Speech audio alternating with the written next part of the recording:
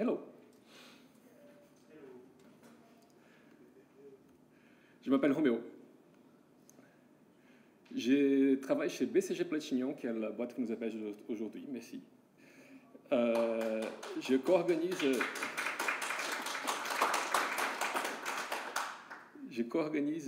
Encraft, qui est d'ailleurs le CFP encore ouvert. C'est le moment de soumettre. C'est une merveilleuse conférence. Vous pouvez aussi aller dans mon meetup Crafting Software, où j'ai fait genre 2 fois par an des trucs. Et vous pouvez me trouver sur Twitter, sur MalxMF, parce que, voilà, simplicité, quoi. Roméo Moura, MalxMF, voilà. Donc, question. On est sur le meetup DDD. Qui ici est en train de démarrer leur voix sur le DDD? C'est normal. Enfin, vous avez tous droit d'être... OK. Donc, j'ai prévu un récap très rapide de ce qu'il trouve nécessaire pour pouvoir coller les morceaux. Mais je vous dis tout de suite, ce n'est pas représentatif. N'abandonnez pas le DDD juste parce que peut-être ce truc-là un peu imperméable. C'est un sujet très niche, les conceptual spaces appliqués au DDD. Peut-être que ça ne vous parle pas, ça ne vous parle pas, c'est pas grave. Il y a des choses beaucoup plus terre à terre et beaucoup plus introductoires dedans. OK? Donc, le DDD Quick and Dirty, c'est quoi un domaine? Quelqu'un? Un métier, par exemple. Ouais? On pourrait dire ça. Quelqu'un d'autre?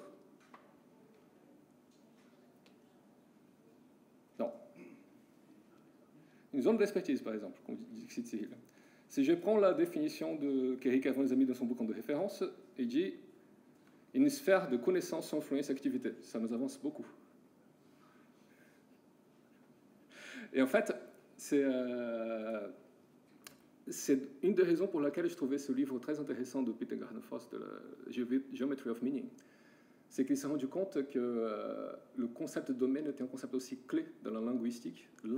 C'est comme ça que ça se prononce? Linguistique, ok. Dans la linguistique. Et pourtant, c'était tout aussi flou pour eux aussi. Et du coup, un des premiers trucs qu'ils essayent de faire, c'est de définir d'une manière un tout petit peu plus spécifique c'est quoi un domaine. Et on va revenir sur ça. Et du coup, en 2-3 mots, un domaine dans le logiciel, c'est la partie qui est appliquée par l'utilisateur dans le logiciel. Et le core domain, c'est la sphère de connaissances et influence qui est importante pour ton business. Grosso modo. Ouais? Ça va? Donc, un modèle, Dixit Evan, c'est une abstraction qui décrit un aspect du domaine qui peut être utilisé pour résoudre des problèmes. Le Model-Driven Design, c'est je fais en sorte que mon modèle guide mon développement, grosso modo. Contexte, j'ai mis des choses, c'est le settings, la situation, l'entourage dans lequel un mot a du sens. Le bar de contexte, en gros, c'est le contexte dans lequel le modèle a du sens. Ouais? Le Beach Goes Language, c'est le langage parlé par tout le monde qui est à l'intérieur du bar de contexte. Et un langage, en gros, c'est une manière d'échanger de l'information. Ouais? Continuous Integration. Alors, rien à voir avec ce qu'on aurait pu voir ailleurs. Dans le DDD, Continuous Integration, le fait qu'on met à jour tout le temps notre barre de contexte en fonction de la réalité, parce que, en gros, c'est dire que c'est un truc vivant. Et hands-on modeler, c'est pour dire, en fait, les gens qui codent modélisent et les gens qui modélisent codent. Ouais. Et je ne vais pas expliquer un aggregate entier, mais en gros, il définit des propriétés. Une propriété, il voit comme une espèce d'attribut qualité quelconque, une caractéristique quelconque de quelque chose. Ouais. C'est aussi, comme vous pouvez constater, extrêmement flou. En fait, j'ai donné longtemps une présentation sur le property-based testing. C'est le test qui teste des propriétés. Tout va bien. Le test qui teste des propriétés. Et un des premiers problèmes, c'est que la personne moyenne n'a aucune idée de ce qu'est une propriété. C'est flou. C'est une caractéristique. OK, mais c'est quoi une caractéristique? Ouais. Et Garden Force, pour moi, il résout ces deux problèmes. Donc la version très courte de tout ça, c'est il y a les gens qui créent du code, guidés par des abstractions qu'ils créent eux-mêmes. Ces abstractions sont représentées par des sphères de connaissances qui sont importantes au business. Tout ça, c'est guidé par un langage partagé par tous qui sont dedans. Et ça, c'est un processus qui est continuel. Donc le DDD en 4 phrases, c'est ça. Ça vous va? Le DDD en une phrase, c'est cette citation de Matthias Verhees, que j'adore. C'est Domain-driven design could be described as bounded context-aware design, but the acronym would be pretty bad.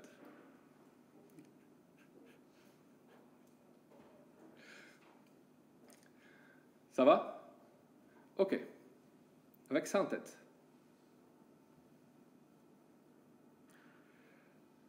Peter Garden Force, lui, il est un linguiste. Je ne suis pas linguiste. Tout ceci n'est qu'un amas de modèles. Son livre est basiquement un recueil de papier, grosso modo. C'est moins un livre qu'une espèce de gros amas de modèles qu'il a mis ensemble qu'il trouvait intéressant. Les linguistes sont pires que les rappeurs. Ils ne sont extrêmement pas d'accord entre eux.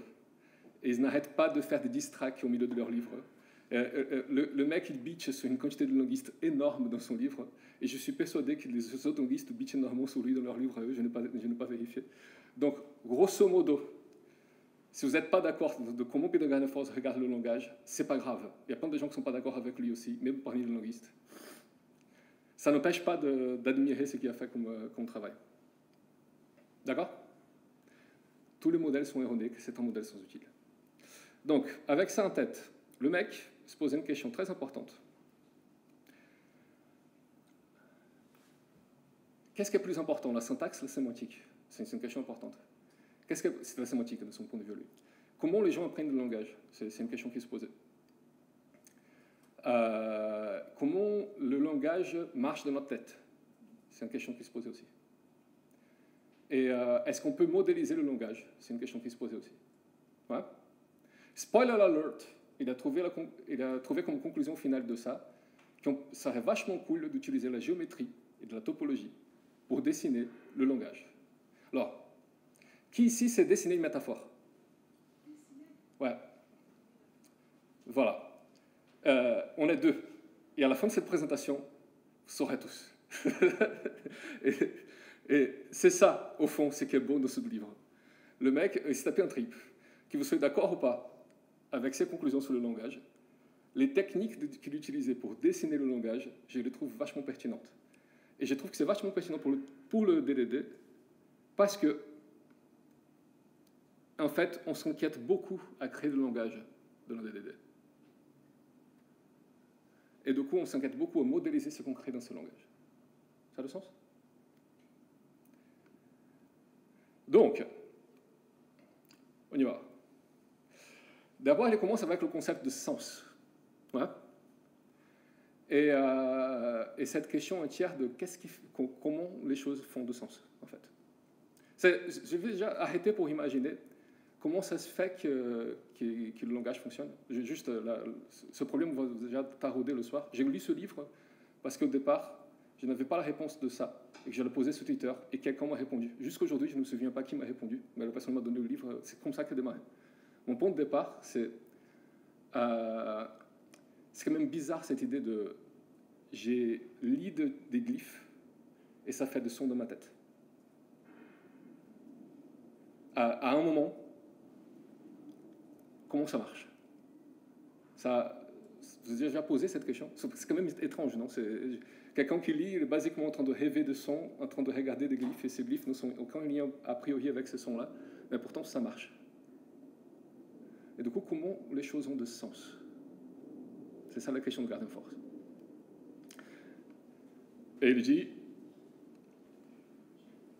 en fait, les sens, c'est des entités mentales. Jusqu'à là, pas trop de nouvelles. Enfin, ça, j'aurais pu deviner.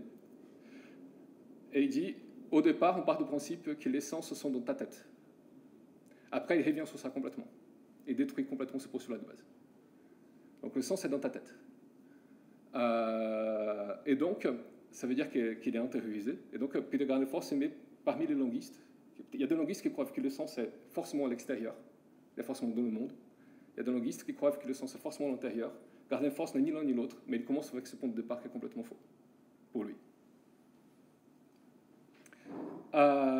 Et il dit, on développe la sémantique avec un jeu de communication. À partir de la communication, le sens des mots se crée dans notre tête. C'est son point de départ.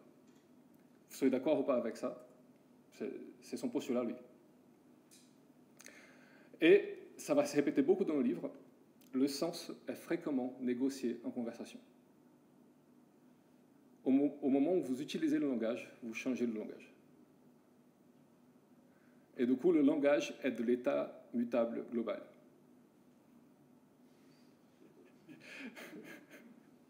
Jusqu'à là, ça va? Ouais. Et l'idée, c'est qu'en gros, on va apprendre des choses avec d'autres personnes qui nous donnent des mots aux choses.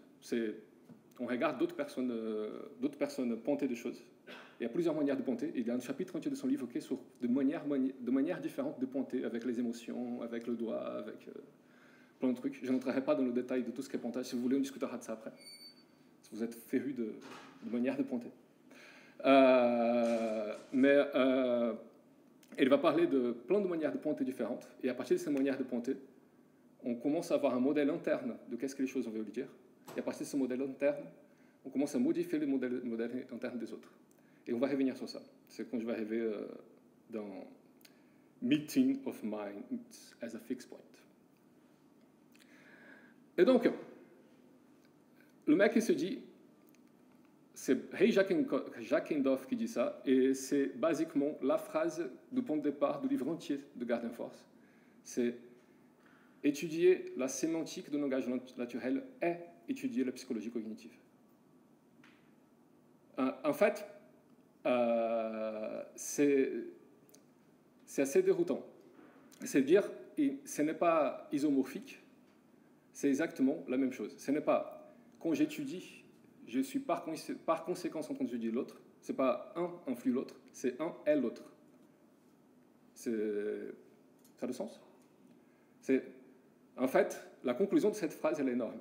Du coup, je vais m'attarder un tout petit peu sur elle. La conclusion de cette phrase est qu'il n'y a pas de concept dans ta tête sans mot associé. Et il n'y a pas de mot associé sans concept dans ta tête. Grosso modo. Autrement dit, le langage est inévitable. Autrement dit, si j'étudie le langage, j'étudie ta tête. Et si j'étudie ta tête, j'étudie le langage. Les deux sont indissociables. Autrement dit, modéliser le langage naturel. La sémantique du langage naturel est modéliser la manière comme les gens pensent et vice-versa. C'est la même chose. Et du coup, toute modèle... Oui. En fait, son hypothèse de base, c'est qu'on a un langage interne. Son hypothèse de base, c'est le langage interne. Et je vais arriver sur quelques hypothèses d'autres personnes, mais rapidement sans le temps. Donc, son hypothèse de base, c'est le langage interne. Enfin, on a conception interne des choses, qui a un langage interne, et ce langage interne, on négocie avec d'autres pour créer un langage commun. C'est une opinion ou c'est quelque chose qu'il essaie de démontrer? Alors, il démontre en tant que linguiste, donc pas beaucoup.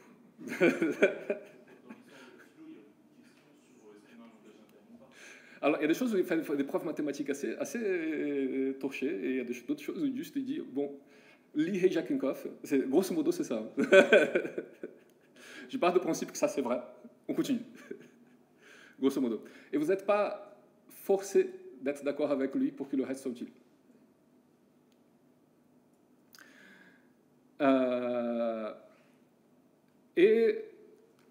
Son postulat de lui, personnel, pour son livre, qui est en gros le point central d'où il construit le reste du livre tout entier, est la manière comment on réfléchit, notre langage interne, en gros, il peut être modélisé de manière géométrique, topologique. En gros, son pari de départ, c'est ça. C'est possible. C'est une hypothèse de départ. Elle est peut-être fausse, mais c'est son hypothèse de départ. Il construit le livre à partir de cette hypothèse de départ. Et du coup, il essaye de construire toute représentation de langage juste en utilisant de géométrie et de topologie. Ce qui est génial. Alors, Qui ici est très fan de géométrie topologie? Voilà. Il y a genre 4 personnes qui sont très heureux maintenant, mais je vais essayer de vous convaincre que c'est une raison pour qu'on soit tous heureux. En fait, c'est extrêmement simple de créer des programmes qui modélisent de la géométrie de la topologie. C'est ça qui est génial. Au fond, c'est ça. Tous ces concepts, lui, une fois que tu convertis, c'est dur à comprendre un peu le concept qu'il émet et comment il est modélisé. Mais si tu fais confiance à comment il est modélisé et que tu sais juste de créer un programme qui fait cette modélisation, ce programme, il est très, très, très facile à créer. Ça a du sens? Pourvu que tu aimes un peu étudier géométrie. Donc, en gros, je ne vais pas entrer beaucoup dans ça, mais en gros, il commence en disant, c'est une citation d'Eugénie Montal, le monde a les structures du langage, le langage a la forme de la tête, de l'esprit. Grosso modo, la raison pour laquelle étudier la sémantique de langage naturel et étudier la psychologie cognitive, c'est parce que l'être humain n'arrive à faire que des concepts qu'il a réussi à projeter dans sa tête. Et que, grosso modo, la vision qu'il a du monde est limitée par ses capacités cognitives et par ses capacités perceptives. Et du coup, sa tête limite son langage, et sa tête et son langage limitent la perception que l'être humain a du monde. Et du coup, le raisonnement qu'il va avoir lui-même.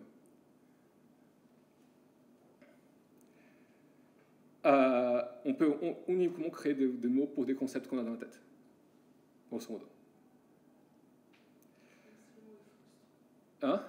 Même si le langage est frustre, voilà. c'est une découverte de nos sciences récentes. Les philosophes se posaient la question et les neurosciences. Et après, il ne souscrit pas à l'hypothèse de Sapir-Whorf. L'hypothèse de Sapir-Whorf étant, si j'ai créé un langage limité, je limite les capacités cognitives des gens. Et je ne souscris pas à cette hypothèse, et normalement, il y a des gens qui ont déjà essayé de prouver qu'elle est fausse, et Gardenfors ne souscrit pas à elle non plus. C'est pas le point. C'est juste, le langage est limité par notre cognitivité, la vision qu'on a demande de ça, et du coup, il se lie. Donc, on crée des schémas d'images dans la tête pour tout. Et du coup, il y a des gens qui ont créé toute une grammaire d'images pour représenter notre langage interne vis-à-vis du monde. Par exemple, ça, c'est évident pour tout le monde que c'est grand P, c'est ça? Non? Si on tord un peu les yeux, on le voit. En fait, ça, c'est grand P, alors c'est pas grand P. Grand P, c'est si je mettais tout ça un peu dans le même niveau de gras. Mais en gros, il dessine un objet qui monte. Et par ça, c'est une suite de mouvements, et cette suite de mouvements montre un élément de langage. Je ne suis pas super fan de ces dessins-là, donc je ne vais pas m'attarder énormément dessus, mais c'est une manière que les linguistes ont trouvé de créer toute une grammaire. Donc ça, c'est traversé.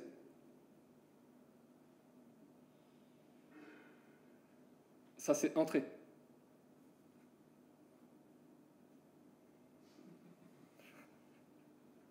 Anyway. Et il va parler du coup de toutes ces tentatives de créer des images mentales et du coup de dessiner de cette image mentale qu'on a eue. Et pour le coup, même si je reste circonspect sur cette partie spécifique de Gardenfors, je dirais ça reste utile pour se dire l'être humain, non seulement il crée des images, mais la langue, elle est complètement tournée vers les images qu'on a dans notre modèle mental. Notre modèle mental, à l'intérieur de notre langage, est un langage qui est visuel. C'est ça le point que je garde de ce qu'il dit dans cette partie entière de son livre. Et de ça, il dit qu'on crée plein de métaphores, on va revenir sur les métaphores juste après, il va créer plein de métaphores qui sont basées sur sur le mouvement qu'on voit dans le monde ou dans le mouvement qu'on fait nous-mêmes vis-à-vis de ce qu'on voit dans le monde. On dit, il donne l'exemple, la montagne tombe gentiment. Et en fait, la montagne ne tombe pas dans la vraie vie. C'est une invention qu'on fait vis-à-vis de mouvements qu'on fait quand on est en train de regarder la montagne. Et la partie que je trouve vraiment intéressante de ce début de Garnefort, le sens dans les têtes. En fait, Garnefort, sa vision à lui, alors il ne souscrit pas à Ubuntu. Donc, qui connaît Ubuntu ici? Donc, vite fait. Ubuntu de manière très grossière. Non, pas celui-là.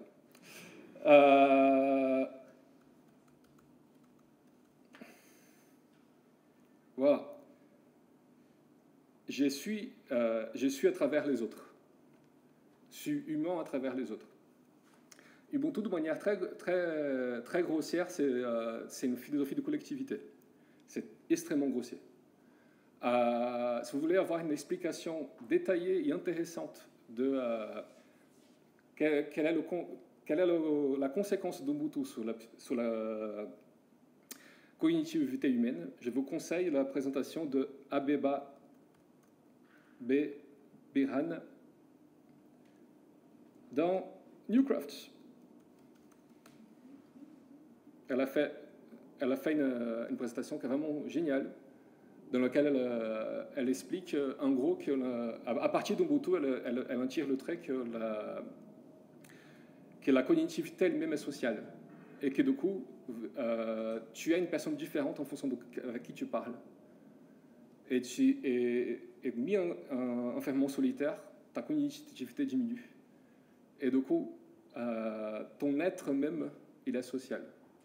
Et du coup, le concept même d'individu est un concept qui est mis en question dans sa présentation. Mais Gardenfors n'est pas africain et n'est pas très fan d'Ubuntu, visiblement. Et il considère que chaque être humain a un modèle interne. Et il considère que chaque être humain a néanmoins une définition de sens et une définition des mots, une définition de langage qui est continuellement à la fois à l'intérieur et à l'extérieur. Elle est une boucle continuelle de je parle avec les gens et j'échange continuellement dans le monde. Quelle est la définition de mon monde, du langage lui-même? Donc il va appeler ça, et donc il va parler continuellement de négociation de sens. Il va décrire la négociation de sens à deux vitesses. La négociation de sens lente est un alignement de communauté, une évolution de la langue au fil de siècles chez les gens. Et la négociation de sens rapide, c'est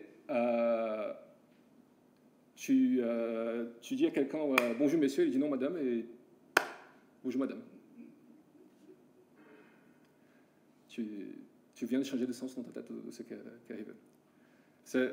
On est à deux niveaux de progression très différents. Et la négociation de sens lente et la rapide, ils dessinent de formes différentes. Ça, on va arriver avec le dessin de Gardenfors. Donc, avec tout ça, Cyril a parlé un peu, et Gardenfors en parle beaucoup, de la notion d'espace conceptuel. En gros, il parle de tout ça, c'est toutes ces idées sur le langage, sur la sémantique, sur le sens. Et il crée à partir de tout ça des espaces conceptuels. Alors, petit rappel informatique. Qui ici connaît l'héritage prototypal? Ouais, ok. L'héritage tel qu'on voit dans un langage comme Java, par exemple, est différent de l'héritage tel qu'on voit dans un langage comme Self ou dans les anciennes versions de JavaScript. Vous voyez? Héritage. Dans un cas, je suis en train de dessiner et j'ai chaise et le concept de siège. Vous voyez? Et dans un autre cas, où vous pouvez avoir ici sofa et le concept de siège, et tous les deux sont le siège.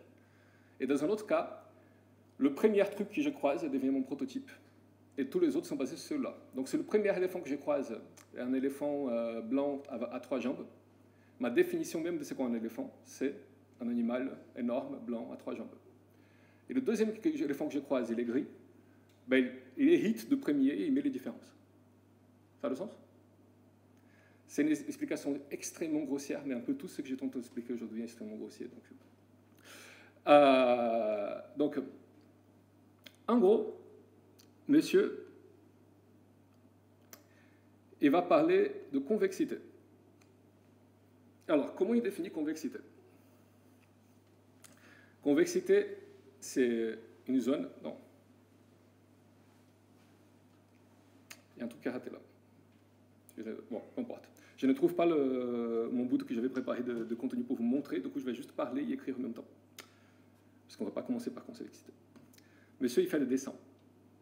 Voilà. Et dans ses dessins, il va parler du concept de dimension. Alors, il donne une définition de dimension qui est vraiment très simple.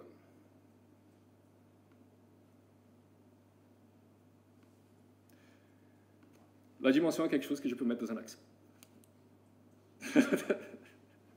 C'est cool, hein? C'est formel. Une dimension est quelque chose que je peux mettre sous un axe. Donc tout ce que je peux dessiner dans un axe est une dimension.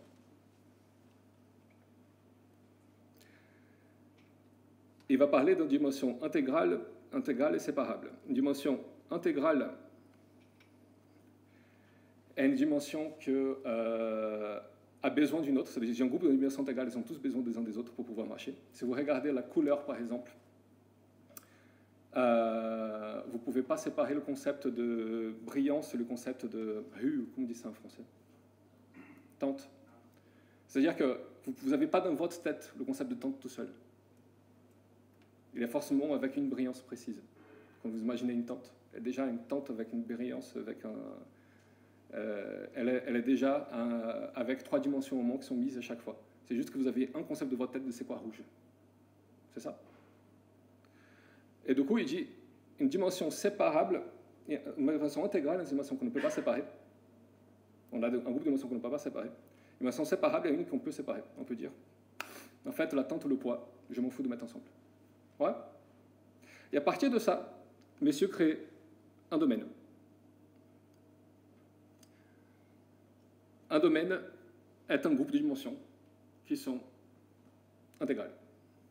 Donc, l'espace est un domaine, le goût est un domaine, la couleur est un domaine. Et il fait un truc comme ça. Est-ce que vous arrivez à voir la petite image? Ouais. Ça va? Et il fait un truc comme ça. Et du coup, là, il fait un dessin d'un domaine. Ça a l'air tout bête, et c'est tout bête. Mais à partir de ça, il a donné une définition formelle de domaine. C'est-à-dire qu'en gros, c'est un peu court pour faire un domaine tel qu'on voit dans le DDD, mais on pourrait créer des domaines qui ne sont qu'un gros regroupement de choses comme ça. C'est possible, théoriquement. Je n'ai jamais essayé. Vous voulez essayer? Et ce qu'il fait à partir de ça, c'est que si un domaine n'est que ça, tout est domaine. Tous les concepts que je peux dessiner de ma tête, je peux dessiner avec des choses comme ça. Et tous les concepts que je peux dessiner comme choses comme ça, je peux commencer à faire des régions dedans. Ouais. Donc ça, c'est sa première brique qu'il met dedans. Il dit, voilà. Je prends des dimensions, à partir des dimensions, j'ai créé un domaine. À partir d'un domaine, je peux dessiner un peu tout n'importe quoi que je puisse avoir dans ma tête. C'est pauvre, mais c'est suffisant.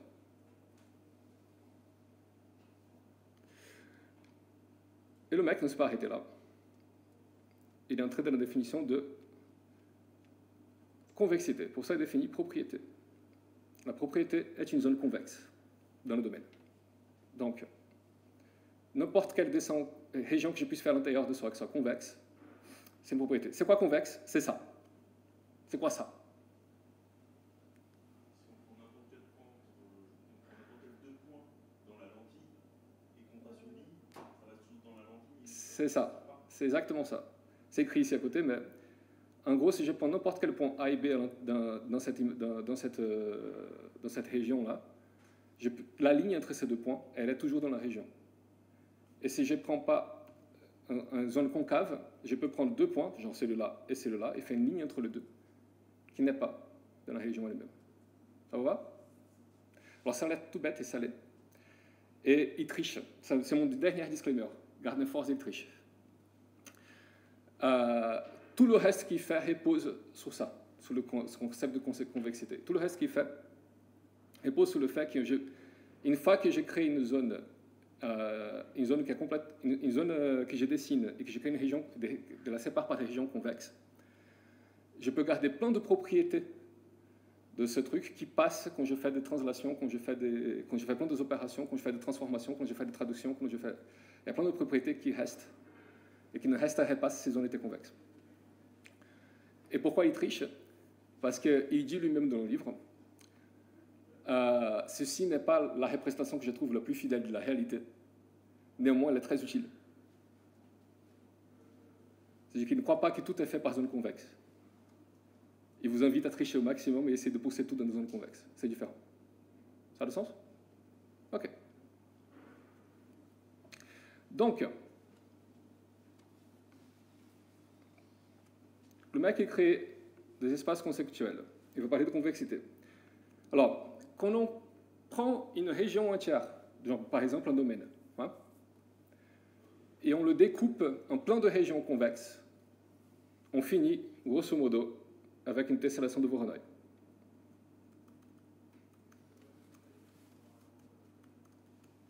J'ai entendu parler de ça? Google. On peut faire en 3 dimensions aussi. Oups. Vous allez voir là?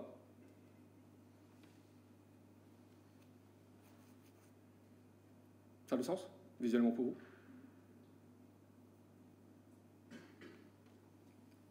En 2 dimensions, ça fait ça. Ouais? Donc, je peux prendre n'importe quel domaine que je fais et le découper en plein de régions convexes. Et j'ai fini avec une tessellation de Voronoi. Ouais? OK. On va mapper tout ça du coup.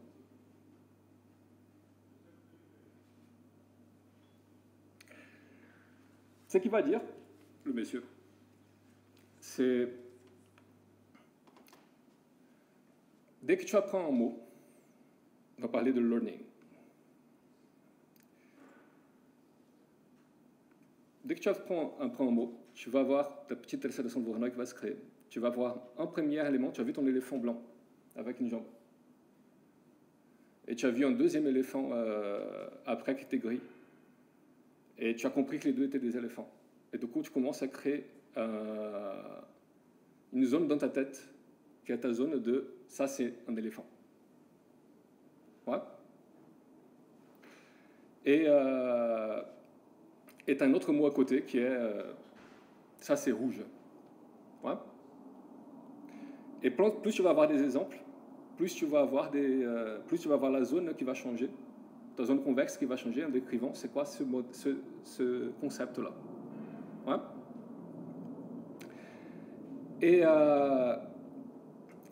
Et du coup, l'évolution d'abord, elle se fait très rapide. C'est-à-dire, il suffit d'avoir un élément pour créer une zone. Un élément qui n'est dans aucune zone actuelle à moi, elle crée une zone à lui tout seul. C'est fait. J'ai un deuxième, ça crée une zone qui est vachement plus grande tout d'un coup. Et plus j'ai des éléments, plus les modifications de ma zone vont être tout petites. Ça a du sens?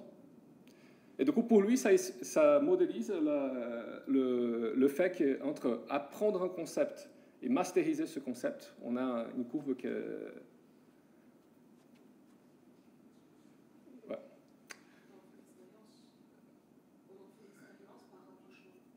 Ouais. On fait l'expérience par rapprochement petit à petit. Et du coup, là, il représente apprendre. C'est juste un nouveau concept, ça bouge ma ligne entre les miens. Ce qui n'est pas représenté là avec l'image, c'est que dommage, mais que si j'avais par exemple le concept de rouge et le concept de jaune, et que je commence à avoir plein de rouge et jaune, peut-être qu'à un moment au milieu de deux, je vais avoir un autre qui est le concept d'orange. Et ça fait un plouc dans mon... Vous voyez l'idée? Et donc, il va dessiner nos visions de c'est quoi notre page de concept à partir de tessellation de Voronoi. Avec ça, je vous ai donné basiquement tous les ingrédients de base dans lesquels il essaie de dessiner la logistique tout entière, grosso modo. Vous utilisez une tessellation de Voronoi, vous utilisez des axes et vous utilisez des projections, et vous avez grosso modo tous les ingrédients de base atomique à partir duquel il essaie de dessiner tout. Du coup, avec cette grandeur de base, comment on dessine une métaphore? C'est évident, non? Non. Donc,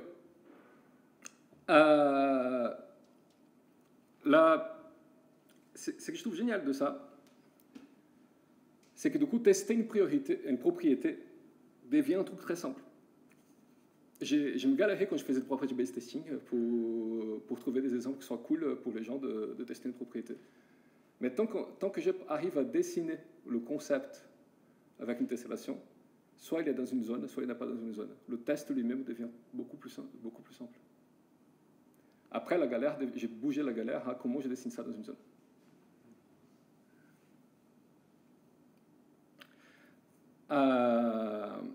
Donc,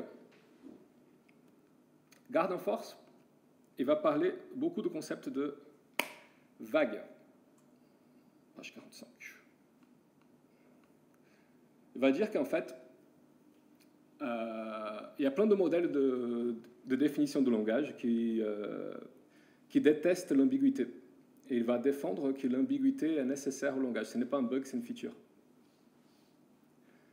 Et que du coup, les lignes de les frontières de ton diagramme de Voronoi, de ta tessellation de Voronoi, elles doivent être nécessairement floues, un vrai. Il y a un niveau d'ambiguïté essentiel au langage. Et il va dire que sans ce niveau d'ambiguïté, on n'arriverait pas à faire une négociation continuelle. C'est lui qui, l'être humain, chaque fois qu'il communique, va chercher à trouver le moment où on croit qu'on s'est compris, on n'a probablement pas, mais on croit qu'on s'est compris, et on arrête de négocier le sens. Et il va défendre que cette ambiguïté, elle n'est pas problématique. On n'a pas besoin d'avoir peur de cette ambiguïté. Elle est, à ses yeux à lui, je trouve ça naïf, mais à ses yeux à lui, retirable avec la composition. Donc il va parler de composition plus tard, il va essayer de prendre plein de concepts ensemble pour créer une composition avec. Donc,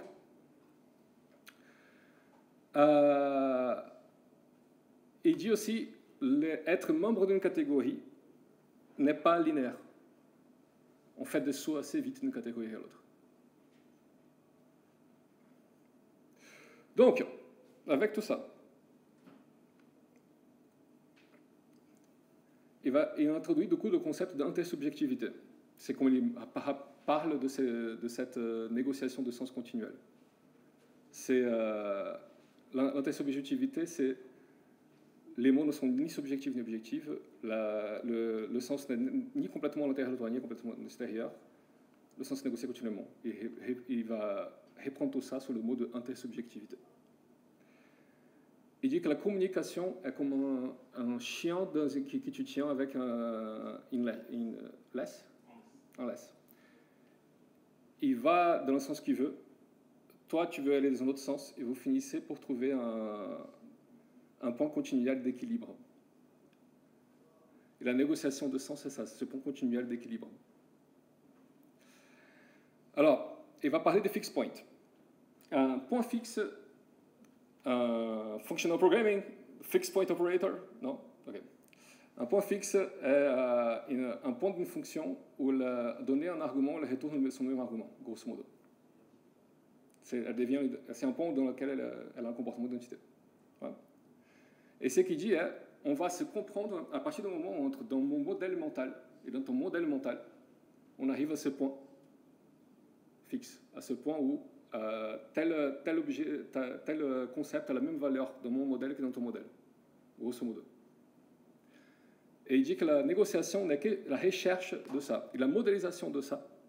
J'ai créé mon diagramme de Voronoi, j'ai créé ton diagramme de Voronoi en plusieurs dimensions. Et j'essaye de créer le pont où les deux se rejoignent. Et le mec, je me comprends toujours, c'est le seul pont où il a fait exprès de faire une preuve formelle mathématique parce que c'était de la géométrie, etc. Je ne comprends que dalle à sa preuve formelle mathématique. Je vous invite à la lire. Mais il prouve dans son livre que si, et seulement si, toutes tes zones à l'intérieur de ton diagramme, elles sont convexe, alors tu es garanti entre deux diagrammes d'avoir un fixed point. Il va y avoir toujours des points de convergence entre tes zones. Et il fait une preuve mathématique de ça. Donc il part de la géométrie pour dire, si je veux représenter ce modèle-là, l'avantage de les gens se comprennent toujours dans ce modèle-là. Donc c'est un modèle efficace. Grosso modo. Donc ce modèle est aussi naïf, mais il est efficace. Et il dit, du coup, on a 4 niveaux de négociation dans toute discussion. Praxis, instruction, la coordination de monde et la coordination de sens. Alors, si tout était parfait et qu'on n'avait jamais de... Et ça, il va dire que la communication, en fait, du point de vue pragmatique, elle ne sert qu'à combler un échec. Dans un monde idéal, si tout le monde faisait tout ce que tout le monde voulait au même temps, et si on était en pleine parfaite harmonie les uns avec les autres, on n'aurait jamais besoin de se dire rien, dit-il. Je suis en désaccord, mais c'est son postulat, lui. Et du coup, si j'ai besoin de te dire quelque chose, c'est que quelque part, il y a quelque chose j'ai un avis qui est différent du tien. Enfin, quelque chose que j'essaye de te dire, non, là on n'est pas aligné, là on ne va pas dans la même direction, et alignons-nous, grosso modo. Et du coup, il dit, le premier niveau, c'est praxis, juste je te vois faire, et de fait que je te vois faire, ça change ma compréhension linguistique, ça change le modèle de ma tête. Et je n'ai plus la même définition de langue. Deuxième niveau, c'est quelqu'un me dit. Tu dis à ton enfant, ça c'est une voiture, ça c'est une voiture. Un autre, c'est une coordination de monde. C'est-à-dire, quand vous êtes en train de vous dire, on va se retrouver où?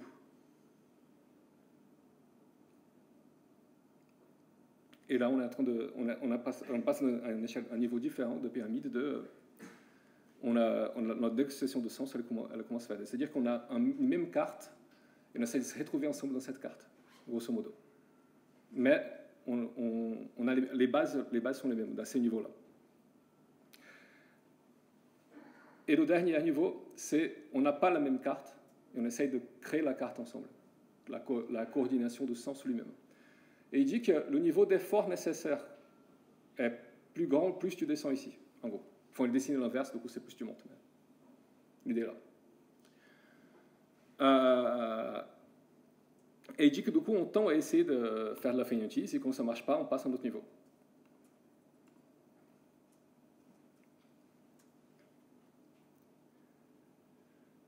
Donc,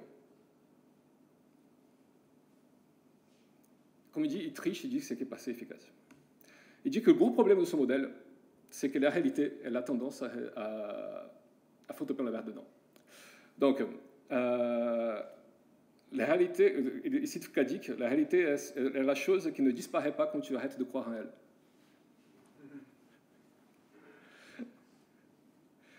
Et il dit, en fait, la réalité amène beaucoup de contexte au modèle.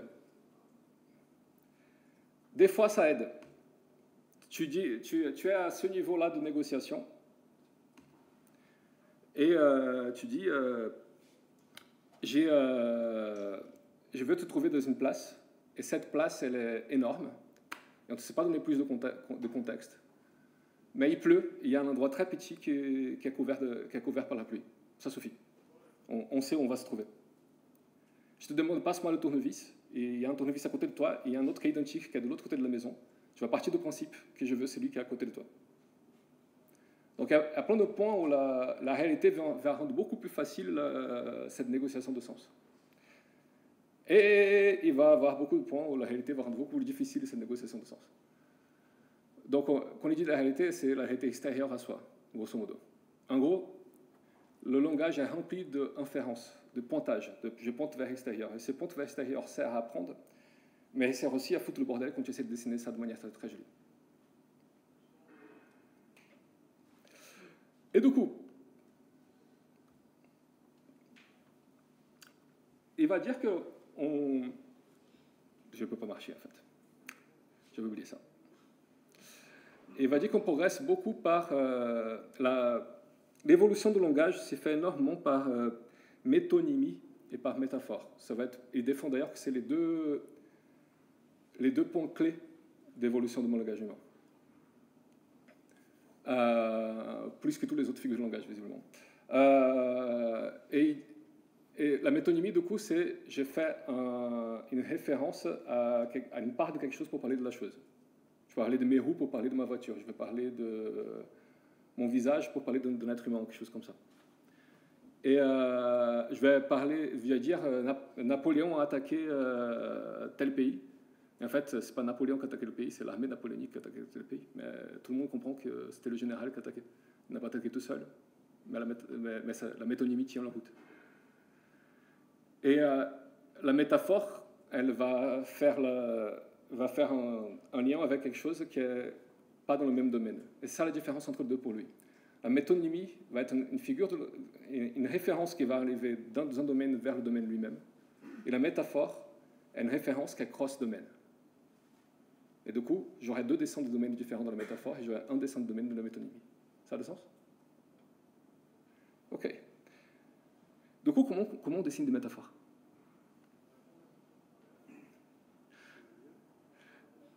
Donc, lui propose une projection radiale. Qui ici connaît la projection radiale? Moi non plus, je ne fais pas de tête, tu vois. Alors, il fait un dessin de projection radiale qui est magnifique et que je vais vous épargner. Et en fait, il y a cette vidéo sur YouTube que j'aime beaucoup. Tu vois, il y a quelqu'un qui prend un truc petit et juste elle fait des extensions de rayons de ses droites à ce truc pour faire une expansion du truc lui-même. Oups. Vous voyez l'idée? C'est quelqu'un sur YouTube qui est en train de faire un pattern pour pouvoir faire de tissu, quoi, pour faire des vêtements. Et du coup, elle prend un tout petit pattern et juste en allongeant tous les droites de ce tout petit pattern, elle fait une version plus grande de pattern. Ça, c'est une forme de faire de projection radiale. Ça a du sens? Il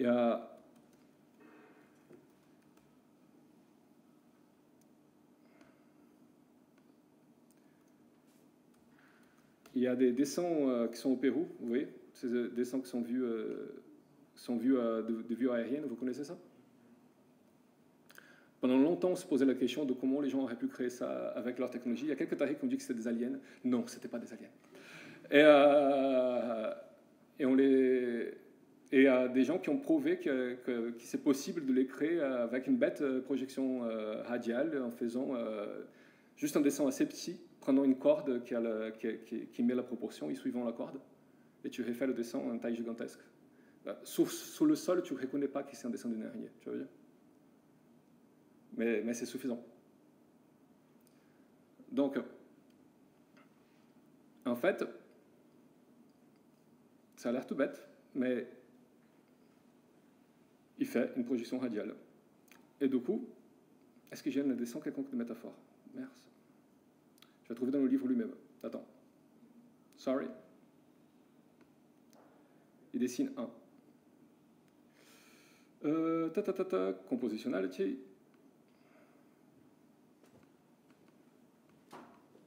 Voilà. Il dit, j'ai un domaine qui est le domaine de couleur. Voilà. Ça vient de la couleur que j'ai montré tout à l'heure.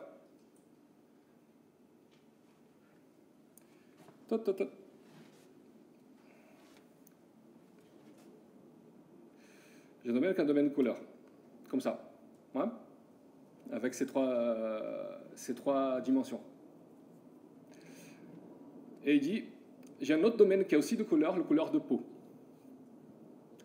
Et les couleurs de peau, c'est un sous-ensemble de couleurs. On ne peut pas avoir toutes les couleurs de peau qu'on veut. Certes? D'ailleurs, on dit que quelqu'un il est blanc, mais en vrai, on n'est pas très blanc, quoi. On est plutôt un peu rosé ou des choses comme ça. Et On dit que quelqu'un est noir et la plupart des noirs ne sont pas complètement très noirs non plus. C'est ça? On dit que quelqu'un il est vert de rage en français, c'est ça? Vert de rage. En anglais, on va dire rouge de rage, peu importe. On dit que quelqu'un est vert de rage, on va dire que quelqu'un... Et en fait, tu as un sous-ensemble et tu fais une projection radiale et tu peux prendre n'importe quel point d'un dessin et le convertir dans le dessin plus petit qu'à l'intérieur. Et tu viens de dessiner une métaphore. Il donne un autre exemple, que j'aime beaucoup. Ça, c'est son exemple, lui, de projection radiale. On comprend tout de suite c'est quoi une projection radiale, non? Oups. Dans l'autre exemple que j'aime beaucoup, il dit la relation était bumpy. Comment on dit ça en français? J'avais une relation. Hein? J'avais une relation qu'elle était tumultueuse, n'est-ce pas? Et il dit on le dessine. Est-ce que vous arrivez à voir l'image? Oui, ça va. Et il dessine avec l'idée de parcours. Le parcours était bumpy. Donc j'avais l'auteur et la longueur du parcours. Je suis ça. Et il dit je change l'axe et je fais une projection. En fait, grosso modo, c'est ça que je trouve assez canon.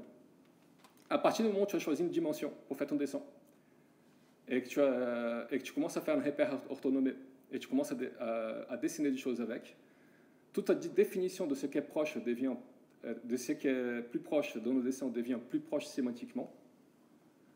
Et du coup, toute ta définition de ce qu'est une métaphore devient juste une projection dans un autre dessin à côté.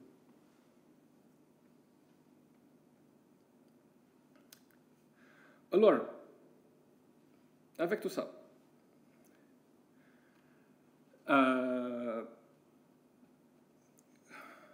la communication pour Gardenfors, et je crois, c'est la création d'un commun. C'est au sens qu'il donne au mot communication. Et il va dire, et il regarde le mécanisme par lequel on crée, pour lui, c'est ce qu'il appelle l'intersubjectivité. C'est cette continuelle négociation qu'on a tout le temps avec tout le monde de sens. Et que du coup, la vision du sens est même quelque chose qui est collectif. Et du coup, il se dit, à partir de ça, je peux faire tout ça avec des dessins. Et à partir de ces dessins, je peux modéliser.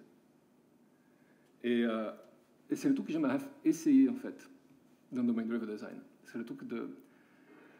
Quel est l'élément, si je fais un langage ubique, quelle est la modélisation que je peux donner dans mon domaine? Et à partir de ça, quel est le code que je peux créer qui prend ça en compte? C'est une curiosité. Je n'ai pas une réponse complète parce que ça me semble, naïvement, ça me semble un peu grand. Mais je trouve qu'il pousse dans une direction que je n'avais pas prévue encore. Et c'est un peu tout ce que je voulais dire avec ça. Merci beaucoup.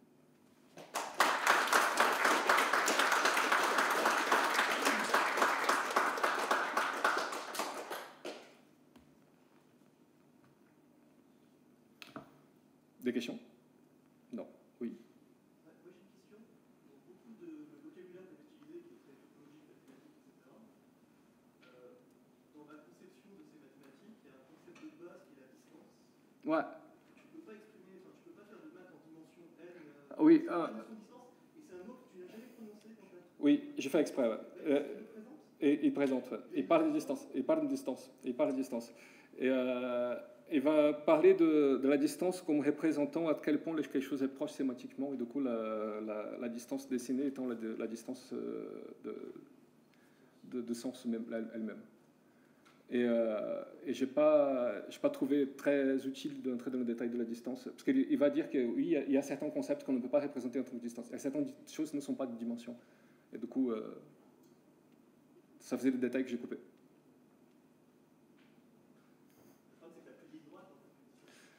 Oui, oui, certes. Alors, enfin, grosso modo, ça reste pour lui minoritaire, les choses où tu ne peux pas mettre une distance. Oui.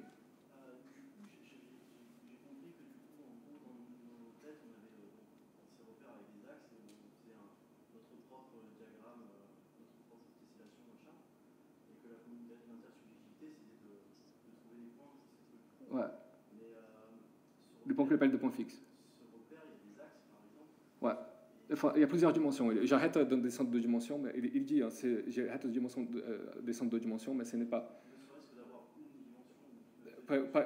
Chaque dimension, quand il explique un domaine, chaque dimension va être un truc que je peux dessiner dans un axe. Donc il y a des choses qui sont à 5 dimensions, 6, 7. Non, c'est par exemple, pour moi, le bleu, c'est peut-être pas le même que quelqu'un d'autre, et à partir de là, c'est difficile de se mettre. Ah, On n'a pas le repère. ouais, il parle beaucoup de ça. Il dit qu'au total, on ne sait pas, on ne saura jamais à quel point nos modèles intérieurs sont pareils. Et ça ne change rien. Ça ne change rien pour la création de modèles communs. Et là, il met comme hypothèse de départ que peut-être ils ne sont pas. Et ce n'est pas grave.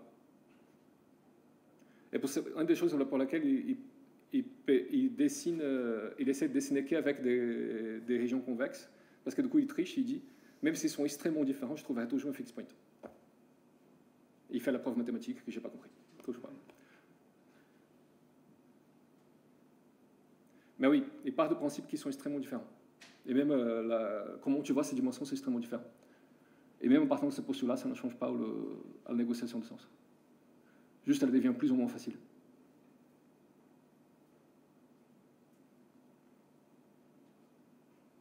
D'autres questions? Oui. Plus fort.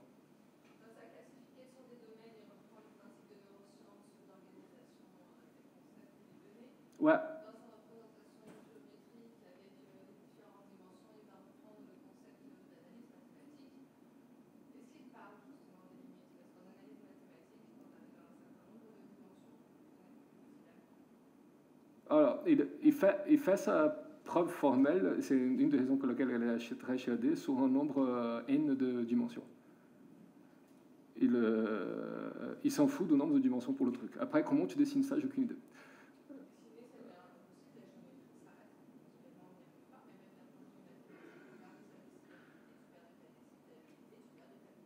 Ouais.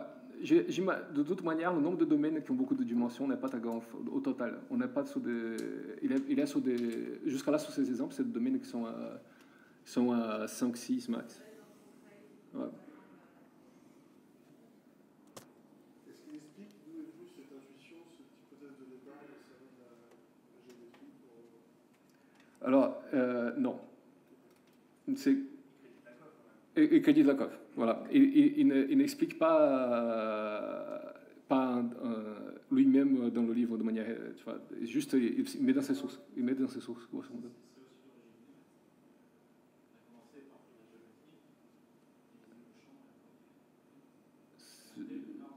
Je n'ai aucune idée si l'origine de maths était ça ou pas. Je ne connais pas l'histoire du coup pour le coup. Faudra que je me renseigne.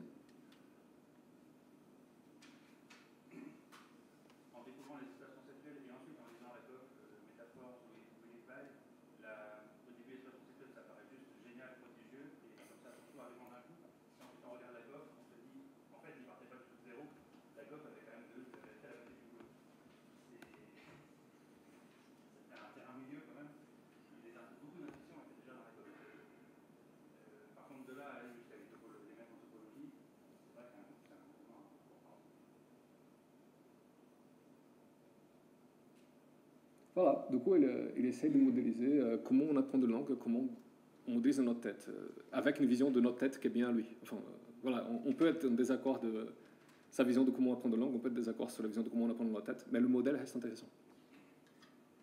Mais en fait, c'est passionnant pour cette découverte ces dernières années en neurosciences, notamment sur la formation du langage et sur tout ça, parce que ça génère cette science qui est la première, c'est qui est plus nous savons comment nous apprenons, et à la fin, par tâtonnement, nous enrichissons notre champ de langage, plus nous savons apprendre, mieux.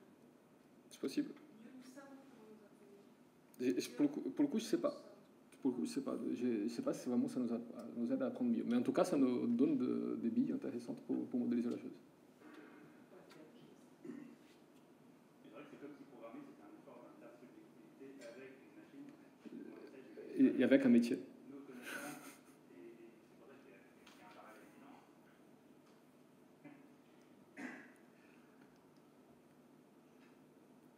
Il y a un point que je pense qui est évident pour toi,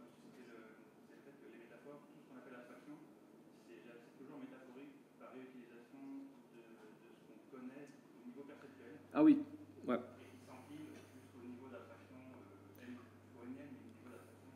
Donc, le plus universel, c'est les expériences de tout le monde qui sont ce qu'ils appellent perceptually grounded, ancrées dans la personne perceptuelle. En gros, toutes les expériences des enfants de moins de 3 ans, je dirais. Et donc, qui sont essentiellement visuelles, spatiales, sensorielles, tout c'est sensoriel. Et donc, c'est ça qui limite d'ailleurs notre imagination. C'est que ce répertoire de base, ensuite, on réutilise pour tout le reste, métaphoriquement. Et quand on devient à l'aise sur un niveau métaphorique, il devient à son tour objet de réutilisation pour un niveau métaphorique encore au-dessus, et ainsi de suite, et ainsi de suite. C'est ça, ouais. C'est une progression. Toutes nos constructions pour notre richesse de concepts, c'est en fait comme ça. Les métaphores ne sont pas des figures de style, c'est fondamental, et c'est le truc qu'on tourne. Et inversement, quand tu dis qu'on peut dessiner, effectivement, ça veut dire que Bumpy, par exemple, Bumpy, si on comprend Bumpy dans un domaine physique, route tortueuse, accidentée, chaotique, on dit vraiment français. Alors, sur d'autres axes qui n'ont juste rien à voir et qu'on vient de découvrir, on peut transposer. Et on peut immédiatement interpréter le mot Bumpy dans le contexte de n'importe quel autre.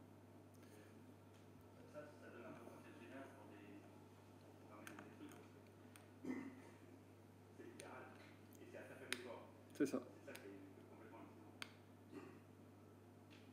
C'est ça. En fait, une fois que tu as modélisé le dessin, ça le truc, c'est que Kent Beck parle de convexité dans un autre registre, rien à voir avec la géométrie, rien à voir avec le truc. Il parle de la convexité dans la courbe d'effort. Et il dit qu'il y a des programmes où la progression de valeur elle va être convexe et le programme de la progression de valeur va être concave. C'est-à-dire que la courbe elle va être comme ça ou comme ça. Et qu'en gros, soit ça part très vite et après ça apporte très peu de valeur continuellement. Chaque modification apporte très peu de valeur supplémentaire. Soit on en chie beaucoup au départ et après chaque nouveau truc profite de tout le reste et apporte beaucoup de valeur d'un coup. Et là, pour moi, représenter tout ça est plutôt une courbe convexe. Ça fait que le corpus au départ de modélisation il est assez chiant à faire. Mais une fois qu'on fait, la réutilisation elle est assez dingue en fait. Donc on commence à recréer des langages qui prennent en considération ça. Comme disait Cyril, en fait, juste quelques briques primitives de plus. Et le nombre de concepts qu'on arrive à modéliser avec juste un petit peu d'effort supplémentaire, c'est grand. Mais il faut endosser la courbe initiale. Tu sais s'il y a des passerelles entre la psychologie et ce sujet-là? Alors, il cite des psychologues tout le temps, en fait. Là, il va parler, il va bitcher sur les psychologues et sur les linguistes. Et ouais. Donc oui, il y a une question là derrière. Pourquoi utiliser d'autres langages, le principe tel qu'il est présenté, si je me... J'ai vraiment mal à t'entendre. Pourquoi utiliser d'autres langages pour réfléchir des langages, le principe tel qu'il est, c'est les systèmes experts avec la représentation des domaines, la conceptualisation et l'enrichissement.